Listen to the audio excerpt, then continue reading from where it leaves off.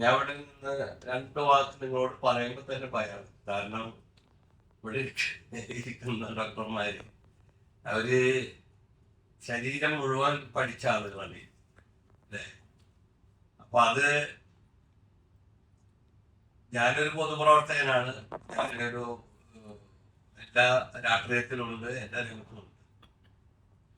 അപ്പോ എന്നോട് ഡോക്ടർ ഷക്കീലയാണ് ഒരു പരിപാടി സംഘടിപ്പിക്കണം, മേയറെ വിളിക്കണം, അങ്ങനെയൊക്കെ പറഞ്ഞ് എന്നെ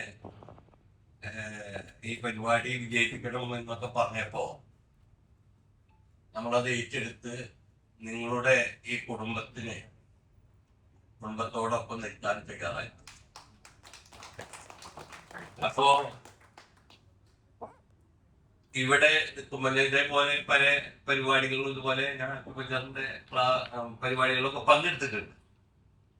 ഡോക്ടർമാരൊക്കെ എനിക്ക് ഇഷ്ടമാണ് എല്ലാവരും.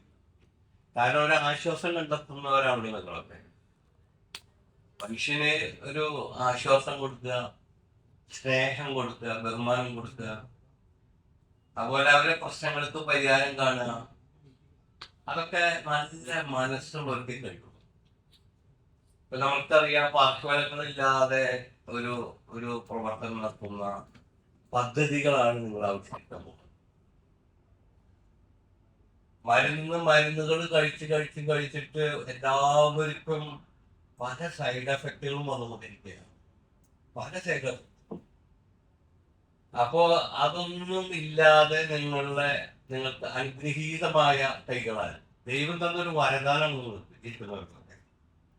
ആ കൈകളാൽ നിങ്ങൾ പാർശ്വഫലങ്ങളൊന്നും ഇല്ലാതെ ഒരു മനുഷ്യന് ആശ്വാസം കണ്ടെത്താൻ കഴിയുക, അവരുടെ വേദന അകറ്റാൻ കഴിയുക, അവരുടെ വിഷയങ്ങൾക്ക് പരിഹാരം കാണാൻ കഴിയുക എന്നുള്ളത് അത്രയും പുണ്യമാക്കപ്പെട്ട ആളുകളാണ് ഉദ്ദേശിക്കുന്നവരൊക്കെ. അതാണ് എനിക്ക് പറയുന്നത്. അത് നമ്മളെ സംബന്ധിച്ചിടത്തോളം ആ രോഗപ്രതിരോധ ശക്തിയെ പ്രതിരോധിക്കാനുള്ള ശക്തി നിങ്ങളിലുണ്ട്.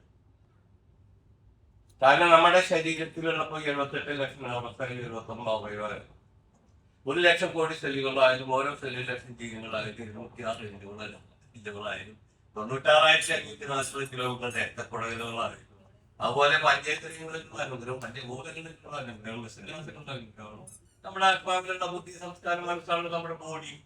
ആ ബോഡി നമ്മൾ പഠിക്കണം. ഒരു ഡോക്ടർമാരൊക്കെ കണ്ണിൽ ചികിത്സിക്കുമ്പോ കണ്ണ് മാത്രമേ ചികിത്സിക്കുന്നുള്ളൂ. പക്ഷെ ആ ബോഡിയിലുള്ള മുഴുവൻ അത് കണ്ടെത്താൻ കഴിയില്ല. നിങ്ങൾക്ക് അതിന് കഴിയും.